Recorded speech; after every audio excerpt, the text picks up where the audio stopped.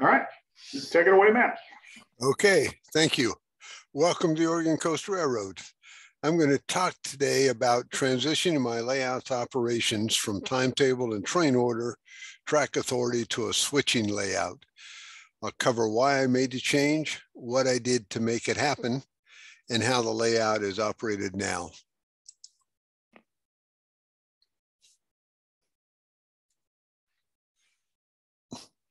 The Oregon Coast Railroad is a single track main line with no passenger service.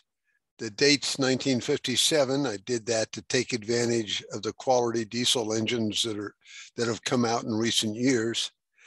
The railroad is proto-freelance, or maybe just freelance.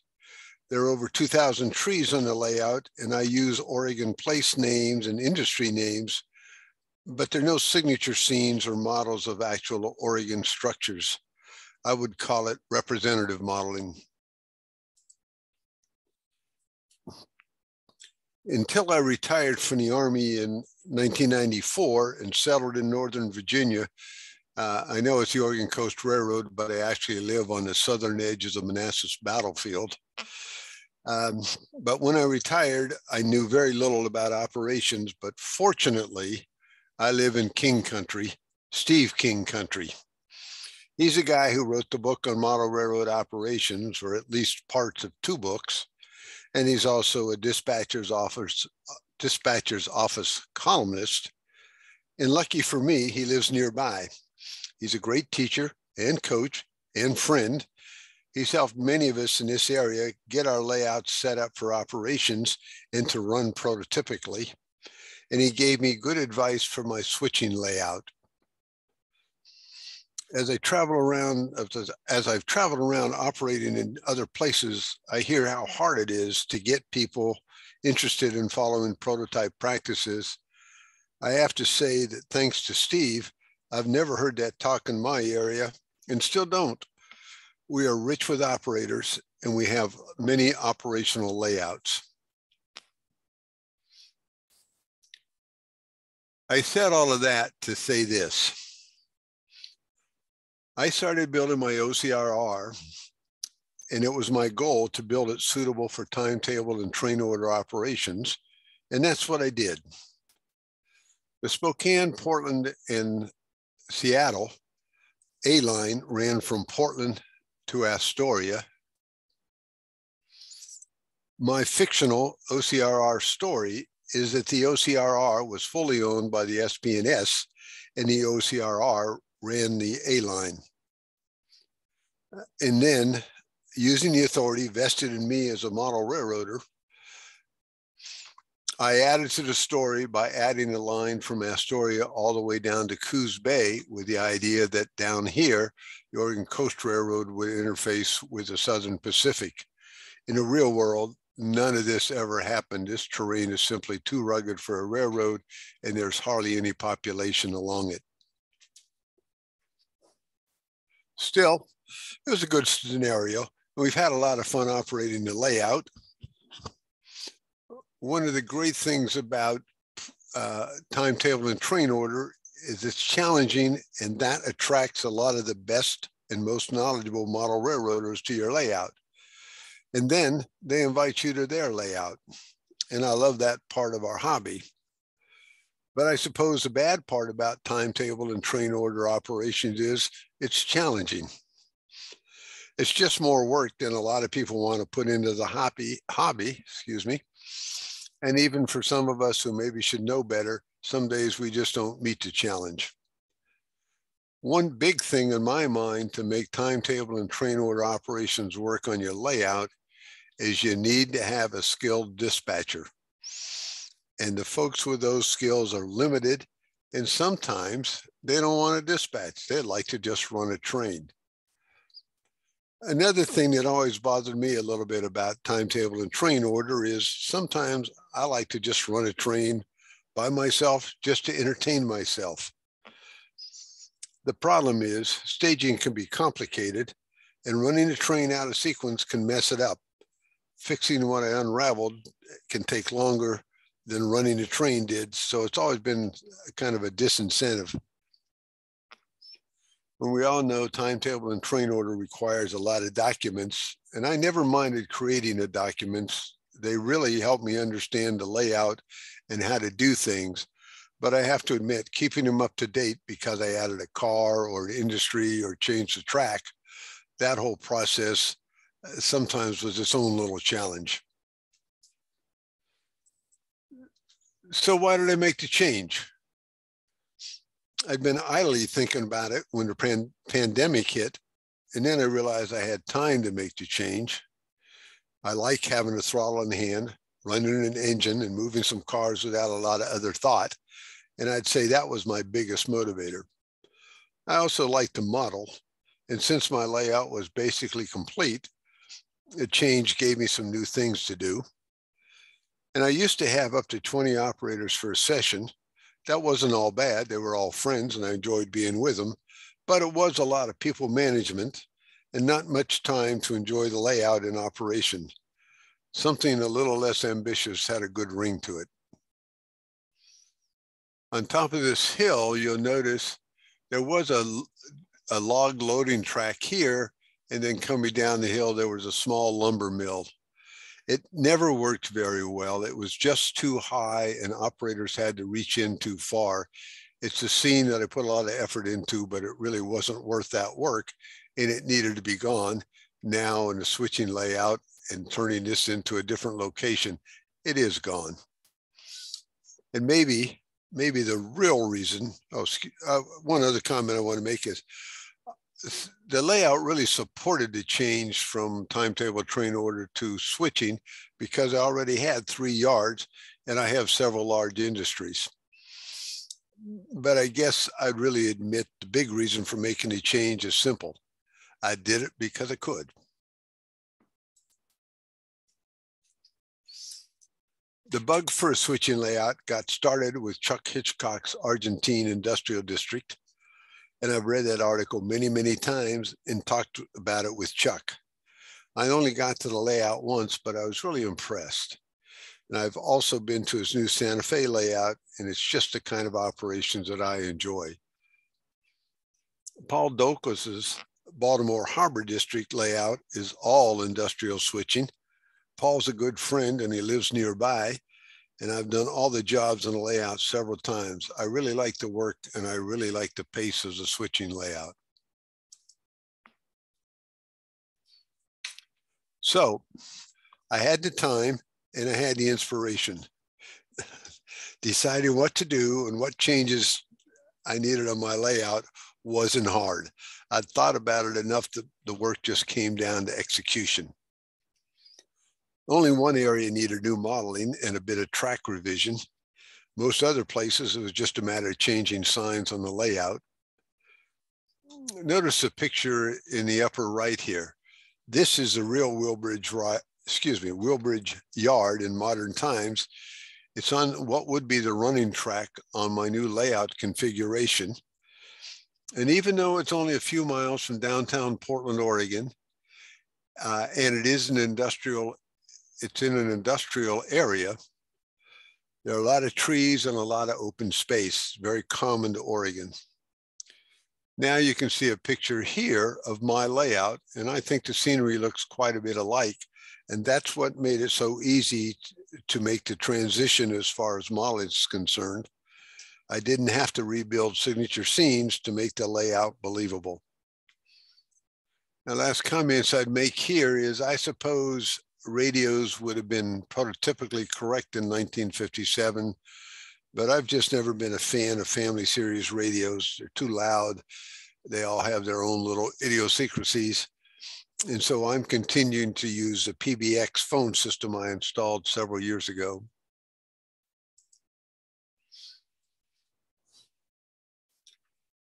Here's the area I'm now modeling. It's a 10-mile stretch from downtown Portland to Vancouver, Washington. The only area that required much modeling was Kenton, Hoyt Street, which is down here, and Swift and the Union Stockyards didn't even require a name change. Incidentally, this is Vancouver, Washington. I'm not talking about Vancouver, British Columbia, which is about 300 miles to the north.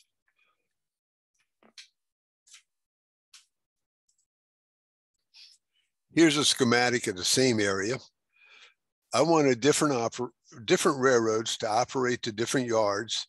And you can see here how I've color-coded locations to show which railroads work which areas.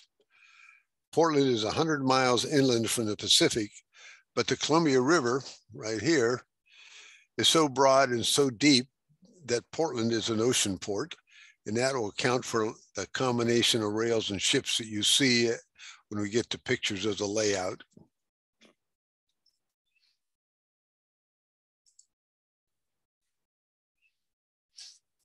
I think the operating scheme is pretty simple.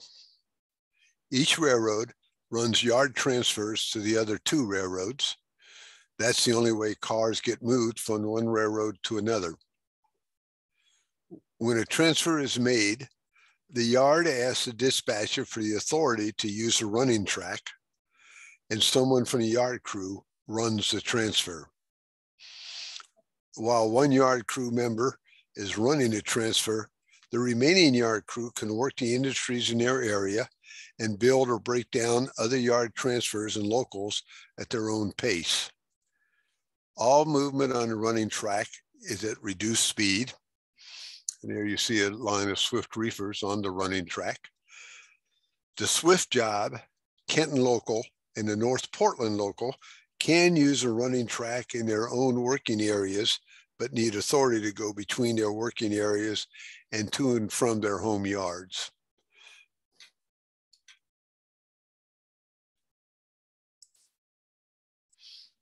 Here's another way to look at the Portland Terminal District. Hoyt Street Yard receives cars and forwards cars to the Southern Pacific, the Union Pacific, and the Spokane, Portland, and Seattle's Wish-Ram Yard in Washington State. Willbridge loads and unloads the Ilwaco float. Ilwaco is a little logging and fishing town on the far coast of Washington State, just across the Columbia River from Astoria. And even now with a bridge, Ilwaco is a pretty remote location. Willbridge also receives and sends out a local from Astoria. Then the Northern Pacific Yard in Vancouver sends cars on to Seattle and also east towards Spokane and Minneapolis, and gets cars from these same directions. You can also see the work each yard handles. Hoyt Street does yard transfers, has local industry switching, and also the Oregon Coast Railroad handles the Swift job and the Kenton local. Willbridge Yard is the Spokane, Portland, and Seattle. They also have yard transfers. They do local industrial switching, and they are responsible for the North Portland local. And the Vancouver Yard does yard transfers and local industrial switching. You can see here the length of the allowable length for yard transfer car limits. Excuse me, a train can be up to 18 cars long. So a transfer from either Hoyt Street or Vancouver could have 18 cars and go to two different yards as long as the train isn't longer than 18 cars, and as long as the number of cars going to any yard doesn't exceed the limits right here. That doesn't work for Willbridge because Willbridge is between those two yards.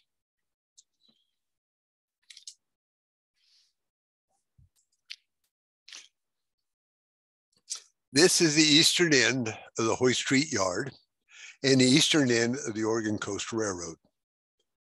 Rather than staging, they're interchange tracks.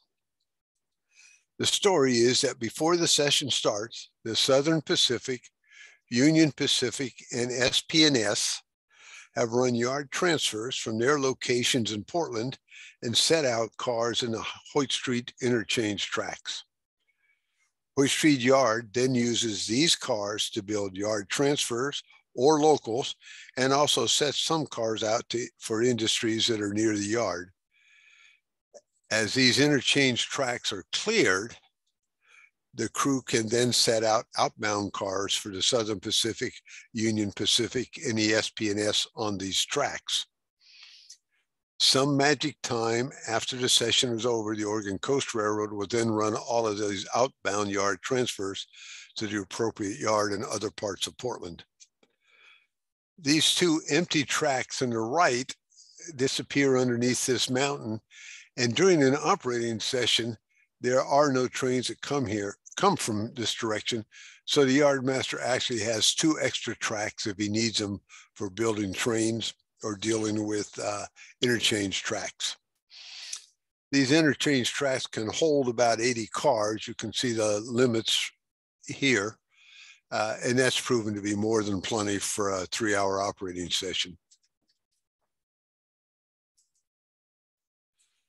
Hoyt Street Yard is 32 feet long. The western end, which is right here, has a classification yard that can hold about 40 cars.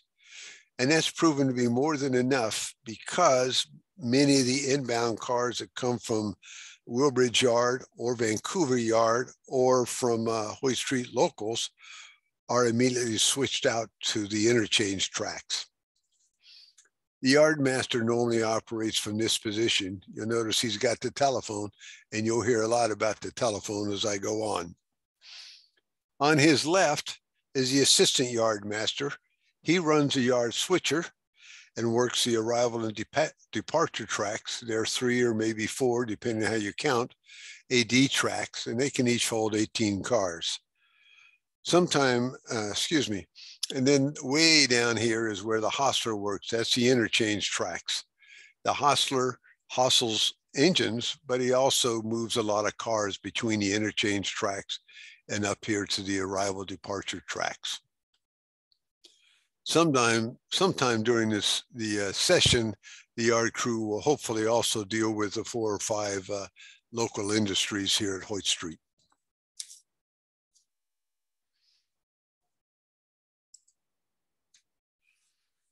I explained the Swift meatpacking plant operations in a previous OPSEC Zoom, so just a few comments here. The Swift crew works for the Hoyt Street Yard master. Hoyt Street Yard is right over behind these trees. They work the plant and they move cars back and forth between Swift and Hoyt Street. For those runs, they talk to the yard master who, if he's ready for them, calls a dispatcher and gets permission for them to use the running track right here between Swift and Hoyt Street.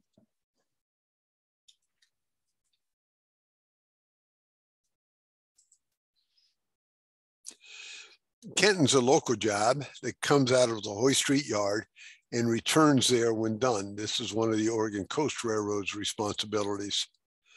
The crew also talks to the yard master who gets them permission to go out and then to come back on the running track. The local can use a running track within the Kenton boundaries to do their work. Industries served include the Columbia River Salmon Cannery right here, an Armor Branch House. Over here is a series of cold storage and food wholesalers, a couple more right there and right there, as well as a car dealer, ramp for a car dealer right there, and also a large team track area. If a yard transfer is coming through, there's usually a bit of negotiation to get that train by, but the Kenton local has enough working tracks to be out of the way most of the time, and even if they aren't, it's easy for them to move out of the way.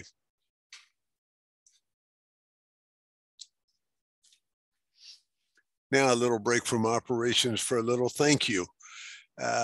This picture, prototype picture, is 2 buildings in Mason City, Iowa. Somehow I found the picture and I just thought it was really great. And I mentioned it to my friend Paul Dolkus, and Paul said, okay, and he built these buildings. So thank you, Paul. And then Chuck Hitchcock built the Maryland Pacific Cone Company for me. Maryland Pacific Cone Company is a real company. I got the name off of the OPSEC industry database. They made ice cream cones.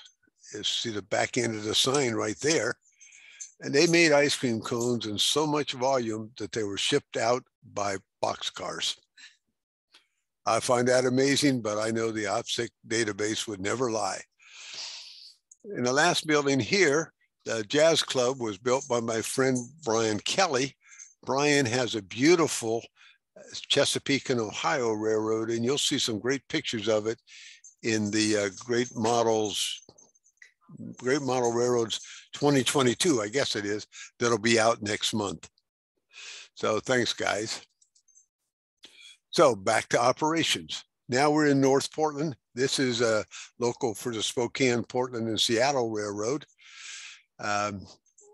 First thing they serve is a Shell Marine Pier right here. Then they come around to Victoria Windows, and there's also a pole yard over here. I have to tell you, I never have liked the pole yard. That's probably one of the next changes on the layout. After a 25-foot run from the pole yard, they show up here. This is an interchange track. The idea is somewhere down in this direction, a small terminal district is served, and one of their engine comes out and makes a switching for a couple of chemical plants and a couple of specialty lumber companies that would be down this track. The other building here is Bissinger. Bissinger's industry is cleaning sheep fleece to turn it into yarn for wool. Pendleton Woolen Works, Pendleton Shirts, Pendleton Blankets is in Portland, Oregon. And so are some other companies. There's so worse some other companies like Ladies Wear, Jansen Sportswear. So that was big business in this area. The last part of North Portland is these three industries. The first one you see is a condensatory.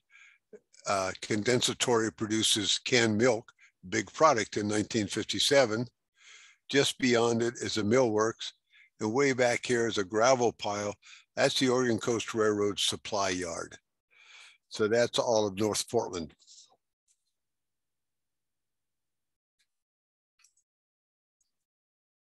Now we're at Willbridge Yard. Willbridge belongs to the SP&S. This is the west end of Willbridge Yard. This is the Oregon wheat growers. If the fascia weren't here, there'd be a pier here for loading wheat, and it would be wheat bound for Asia. Also back behind it in the wall here, there's a hole in the wall. That's how, coming down the running track, trains can continue on to Vancouver. This taller building is Western Wax Works. That was a real industry in Portland. And the Willbridge Yard has a small 3-track yard and also an oil loading pier here. Also peeking out here, you can see an engine. This would be the Astoria local. It's going to come into these tracks, and working with a Willbridge crew, they're going to take off the cars from the Astoria local and then load it up with cars that go back to Astoria, and they would be carrying materials for the piers in Astoria. Astoria is another ocean port. Willbridge also has the Owako float, the little remote town I mentioned in the Washington state. And the start of every session, one of the first things to do is unload the Owako float. And normally it gets enough cars during the session to reload it. And the last thing in Willbridge is there's a small marine supply building kind of hidden over here, and then this marine terminal.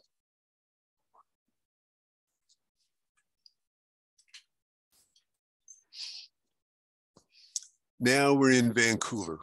I told you the train going west comes through a hole in the wall, and it comes out right here, and it comes out behind this industry, which is Tillamook Cheese. A little bit further in is Tillamook Lumber Company.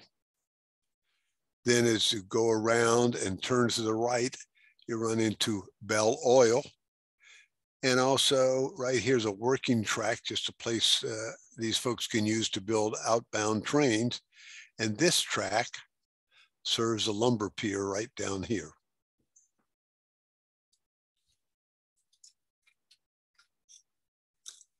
Still in Vancouver, this is the area where the yardmaster normally works.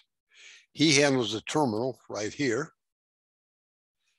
and directs the two assistant yard masters, one of whom probably is working the industries I just showed you, and the other one's working the industries I'm going to show you.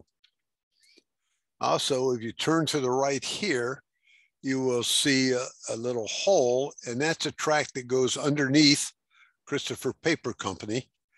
And it goes underneath Christopher Paper Company because it's going to come out on the other side of the next wall. One of the things I wanted to point out about the yard master, I'm going to tell you a revision or improvement I need to make is these are all toggles for switches that are a long reach for the yard master. And I probably need to give him a control panel. Okay, now we're at the end of Vancouver. This is a hole where the engines and trains would have run underneath Christopher Paper, and they come out in this Vancouver yard. And one of the things I learned, I stole a lesson from Paul Dolkus, is there's not a whole lot of difference between a staging yard or staging area and a yard, except for what you call it. So for a long time, this was bare plywood and just caboose ground throws, but I added a little scenery to it, put some building backdrops in here, and now it's both a yard and staging area. Right now you can see there's one, it's a log train actually, that's staged back here, and all the rest of this operates as a yard. The cars in this yard would have come from Seattle or perhaps from Spokane or someplace further east, and the outbound cars here would go back in the same directions. Also, a lot of the cars that end up in this yard actually just go to the industries in Vancouver that I already showed you. And when they're loaded or unloaded, whichever is appropriate, they'll come right back for this yard to go back towards Seattle or back towards Minneapolis, St. Paul. So that's the railroad. Operating rules. Crews talk to their yard master, and then the yard master talks to the dispatcher by telephone. One reason is because the yard master should be able to tell crews working for him what he wants them to do or not do. For instance, should they come back to the yard, or do they need to hold out until he tells them otherwise? The other reason is without that rule, it's easy for a session to slide into Mother May I mode. A yard transfer has arrived at the yard, and now it's ready to return light, that is with just an engine and a caboose. In my train room, it's too easy to just turn to the dispatcher and ask if you can go. You might also notice returning yard transfers run caboose light. That's a union rule for this period. It also means that every yard transfer is really two trains. It's an outbound train that has all the cars meant for the receiving yards, and it's a returning train that's just a caboose light run. But again, both of them need the dispatcher's authority to be on the running track. So, traffic control. I do need a dispatcher. Sometimes I do it myself because the job's not nearly as demanding as during a timetable and train order op session. This is my friend Herb Beagle, and he's been the dispatcher many times in the layout, and you can tell right now he's doing a timetable and train order layout because look at all the paperwork he has. But since then, he's helped me with the switching layout. He's done the dispatcher job and helped me understand how to make this effective. The biggest paperwork job in the transition from timetable to train order was revising the car cards.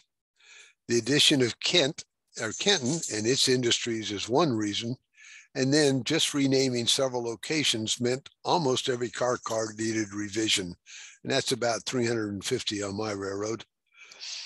I pretty much have that done now, but occasionally an out-of-date card still pops up and surprises me, and it really surprises the poor operators who are trying to figure out what to do with that car card and that car. You also can see here the list of documents I don't need, and not needing them certainly makes my life a lot easier as a model railroad host. One thing, I still do have the fast clocks. I haven't taken them down. I do turn it on at a 1-to-1 ratio. And in fact, if the dispatcher wanted to give some sort of instructions that were time related, there is a fast clock working and he could do it. The running track on the layout is a single track. So the dispatcher's biggest job is making sure trains meet at a single long passing track in North Portland, or trains are held in the yards until the running track is clear. And here you can see the running track. It's the one in red. This is a view looking towards the west. So this is North Portland going towards Willbridge. And this is a view from the east. Again, it's North Portland, and this is going towards Hoyt Street. The passing track can easily handle 2 trains, but if the North Portland local is working the area, it occupies one or the other double-ended sidings in the area. And remember, all these trains communicate by telephone, not radio. So the dispatcher isn't sure which track he's using. What that means is the running track's only available for 1 train at a time. The dispatcher also checks with receiving yard masters before letting yard transfers head towards them. That's to make sure the yard has room for the incoming train. Hoyt Street has enough tracks to handle 2 or 3 or maybe even 4 inbound and outbound trains at a time, but Willbridge and Vancouver can only deal with 1, maybe 2 outbounds at a time. So, the good and the bad. The big challenge I've found to the switching operation is to keep it prototypical. As long as the dispatcher and the yard master use a telephone and other crew members talk to their yard masters, things seem to run correctly. If folks just start talking across the room or not getting permission to use a running track, even for a short distance, things get a bit mother may I. I suspect this problem will pretty much cure itself as time goes by and we all get used to it. I've only had about 6 or 8 sessions in this configuration so far. Another very small problem is orphans, like the passenger station here in Willbridge. It made a lot of sense when this was Astoria, but now that it's sitting on a running track and there's no passenger service on this line, passenger station doesn't make a lot of sense. The other thing I already showed you was Tillamook cheese. Tillamook cheese used to be in Tillamook because that's what I called all that area. But now it's in Astoria, now it's in Vancouver, and anybody from Oregon or even the Pacific Northwest knows Tillamook cheese is in Tillamook. What I like about the switching layout, the biggest thing I like is the flexibility. I can run with a crew of 2. Actually, I could run with a crew of 1. And we can do as many jobs or few jobs as we want. We can run or as long or as short as we want. It's just an easy thing to do. And most of us get to work at our own personal pace. The setup is very easy. About the only 2 things I need to do are flip the car cards and move the open load cars to the proper starting point. As you can see here, my friend Cam Green seems to be having a good time, and that's a goal. So I'm generally just very pleased with the new operating scheme. So like any model railroader with a layout, I think I'm always thinking about, so what's next? I've already mentioned probably the thing I really need to do is put a control panel in Vancouver. That would just make things a lot easier for the yard master working there. Actually, it'd make it a lot easier for me because I get confused myself when I'm in there sometimes. Another thing I've found is with timetable and train order, a good dispatcher was critical. Now I find a knowledgeable yard master at Hoyt Street and also a knowledgeable yard master in Vancouver really improves the pace of operations because they can guide their assistant yard masters.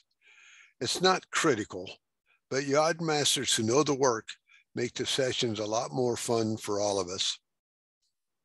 Also, I could run the layout using timetable and train order sometimes. All I need to do is recreate the paperwork I'm not using right now. The layout would still be the 10 miles from Hoyt Street to Vancouver, but the running track would become a main line.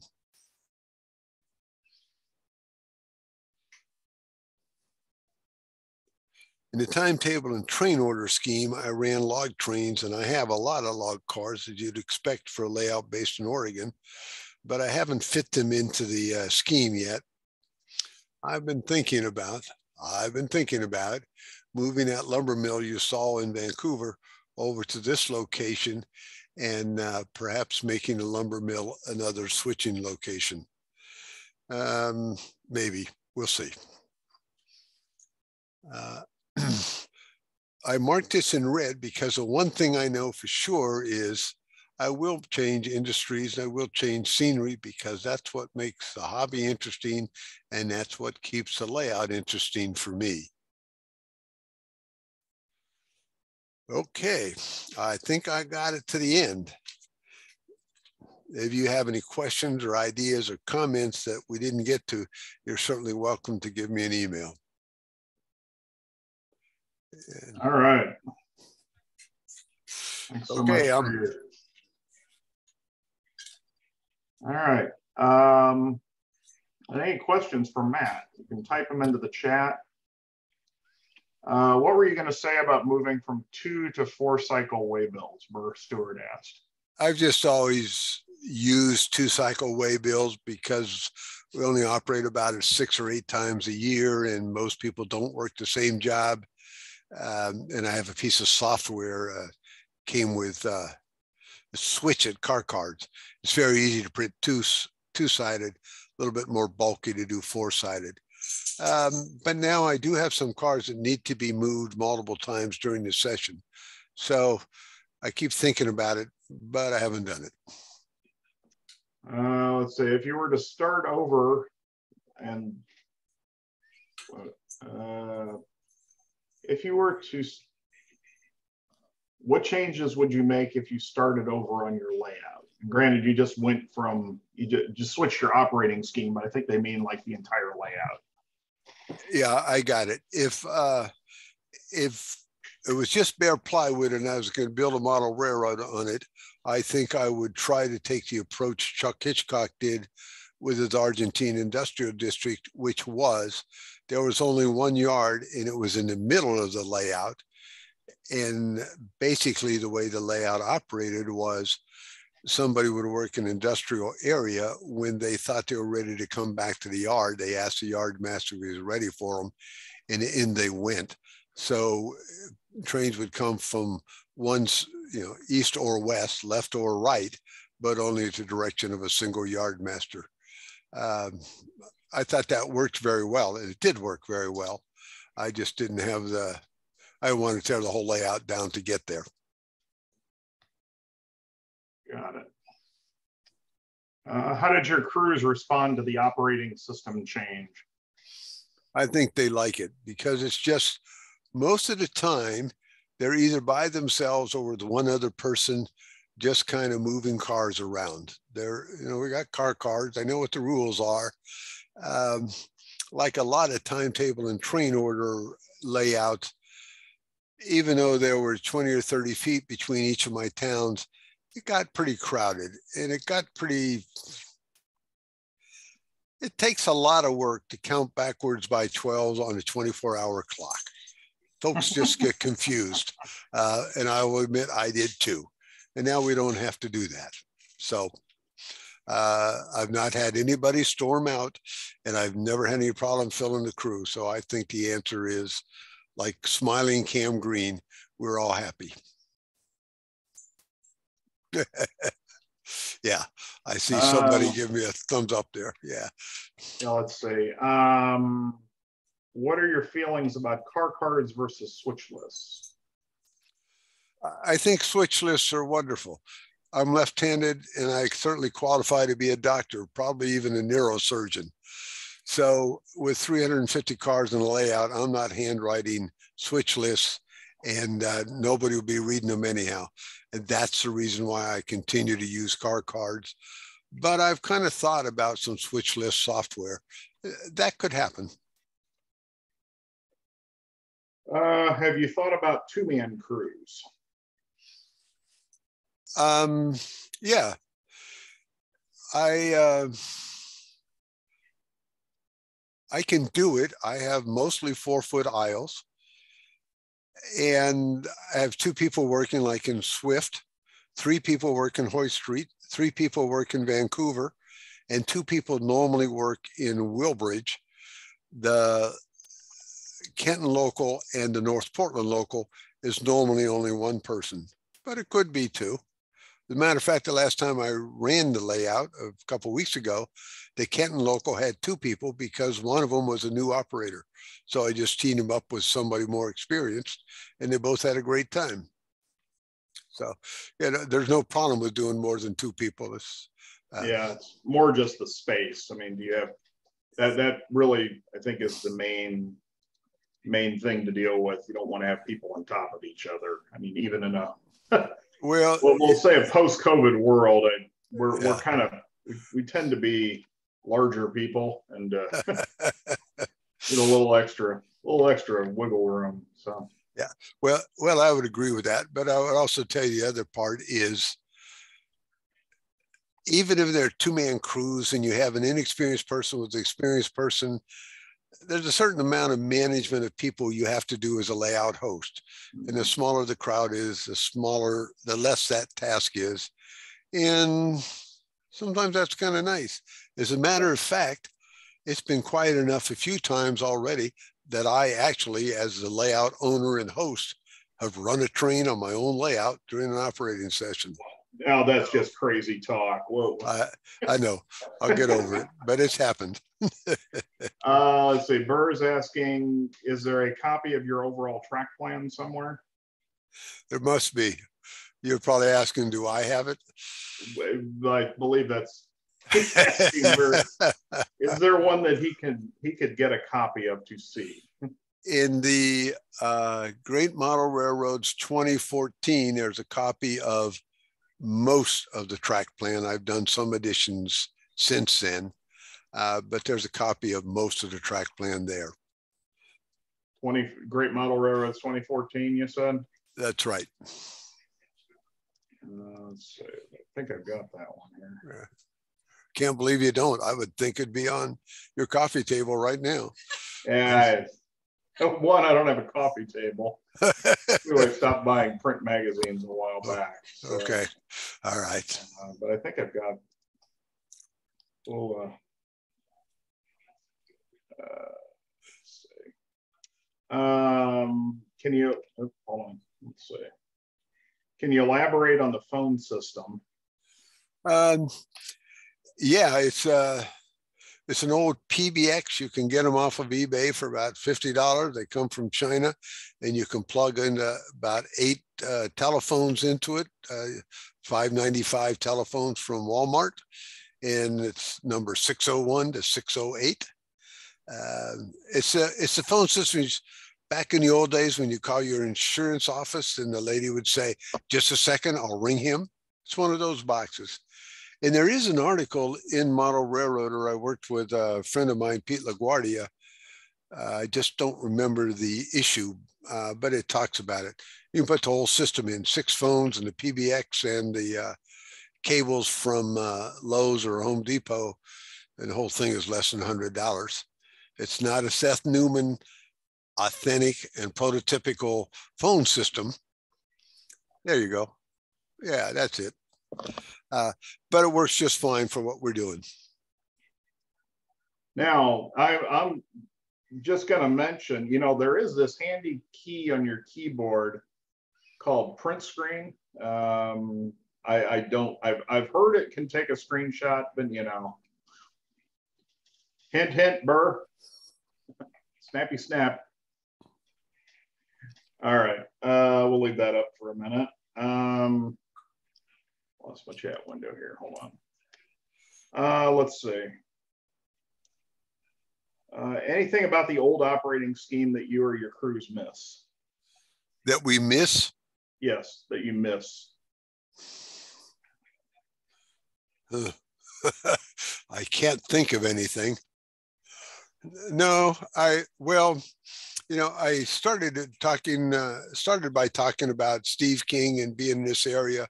We have several good layouts. We get to operate timetable and train order. So it isn't like because I'm not doing it, it's been abandoned here. So I don't know. just, one There's more layout. there's still a lot of timetable train order. There's a couple of events Yes. that I'm going to here in Ohio, and then another one Kansas City where they do.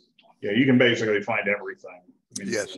Well, without even working at, I can think of two that are within 2 or 3 miles of me right now, and we switch. We operate together in a round robin. So no, I don't think anybody misses a timetable train order on my layout, including Steve King comes here and helps me run this layout and figure out how to do it. And he seems to have a good time with the throttle in his hand, pushing cars around. Yeah. Let's see. Doug Smith, are you asking for Matt's email, or this is Matt, not Pat? Is that who you're talking about? Philip Taylor asking if you've tried the proto throttle yet. I have. I don't have any. I have Digitrax, so that adds one more level of complication to it. But we have a local guy, Jeff Mutter, who has proto throttles on his layout, and I've used them, and it's pretty neat. Matt, was it OCRR at Comcast.net? Oregon Coast Railroad. Yep, OCRR at Comcast.net. Okay, I'm just throwing that in the chat. All right, any other questions? Let's see, from Seth, the expert. Nice expensive phone systems that go in a hurry. The wiring can be reused if you want to upgrade later. On the other hand, if you're not using timetable and train order, you don't really need to talk to more than one party at a time. So.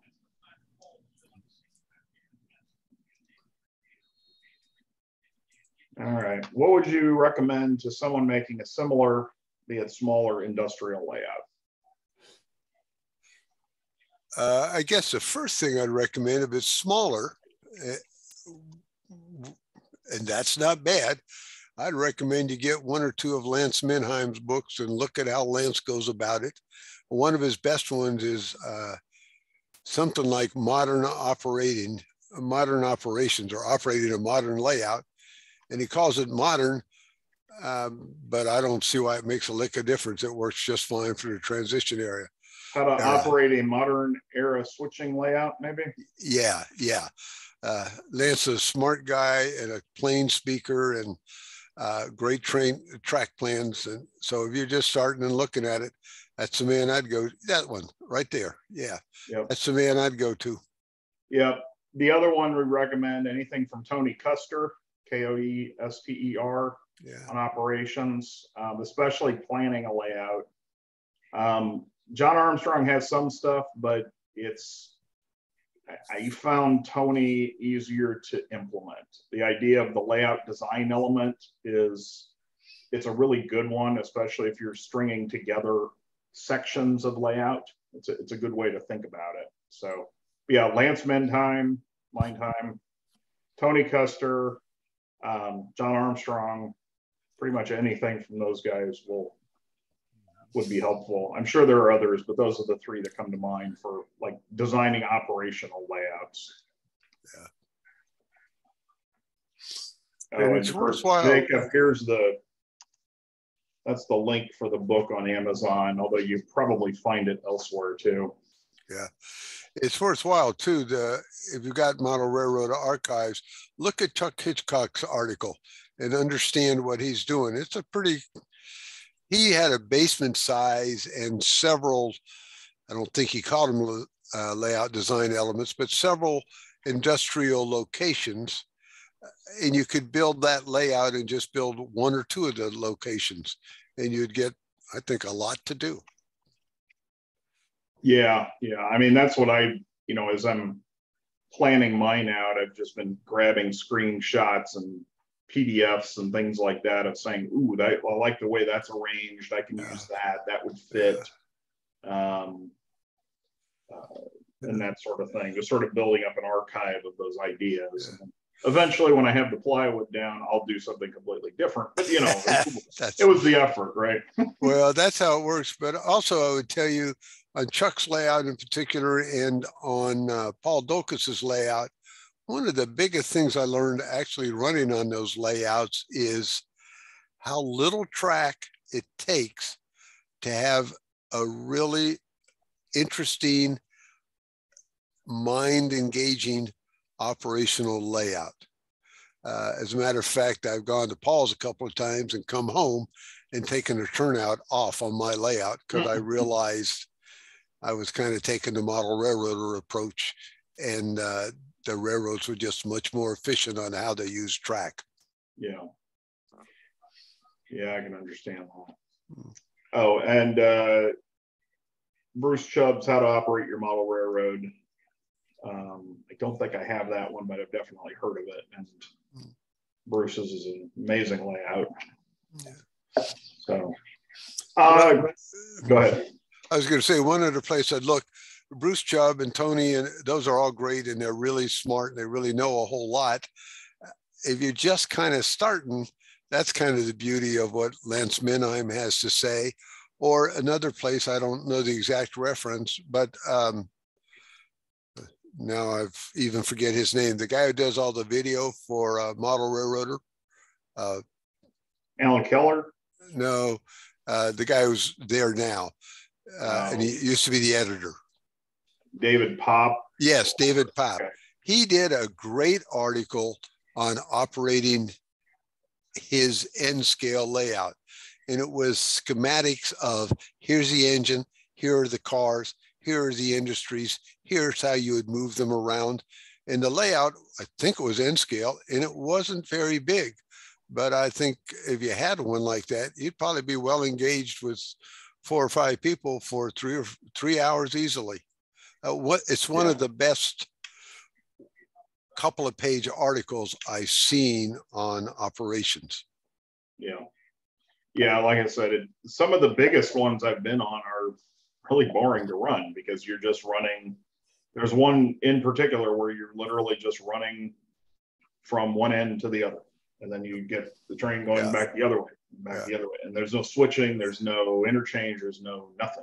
It's like, okay, this is really, some people like that, like running the trains. And so I think, at least personally, my goal is to have a mix of, okay, this is the first time they've run. All right, we'll put them on just a way freight. So you're gonna run all the way through, you're gonna make 2 stops. That's it. Then you can do a local, or you could do a passenger train, or you work the yard or something. The idea of having all those different things to be able to do, you're not really pandering to people. You want to have, like, I like doing all those things. So I like having I want to be like you, Matt, be able to go down and just run a train without, needing an entire crew to do it. So, all right. I think that's the end of the questions. So Matt, again, thank you for presenting again. Appreciate that. For everybody else, if you haven't done so already, please subscribe to the Operation SIG YouTube channel. We are currently 24 subscribers away from possibly being able to monetize it. We needed 1,000 subscribers, and we're at 976 right now. So share it to your friends, share it to your enemies, just share it, subscribe, share the videos out. This one will be recorded, or we'll get it converted. It'll be up by tomorrow. And again, if you have something you'd like to present next month, please contact me at editor@opsig.org. If you have a question about whether it's appropriate, pretty much if it's operations related in the least, we'll talk about it. So we try to be as broad as possible in terms of what we want to present. We get lots of, I was just adding up, so this year, we have had a total of 5,410 people watch a video that's been recorded and posted. And some of those have even turned into subscriptions. So that's, you know, but the idea is spreading the gospel of operations in whatever form, whether it's, you know, timetable, train order, car cards, switch lists, signals, no signals, mother may I, just run a train around and swap 2 cars out for every 2 you bring. I mean, it doesn't matter. Get something other than just looping in a circle, right? That's our gospel. So with that said, I will shut down the call. Thank everybody for coming. Like I said, watch your email for next month. Again, October 16th is the scheduled date.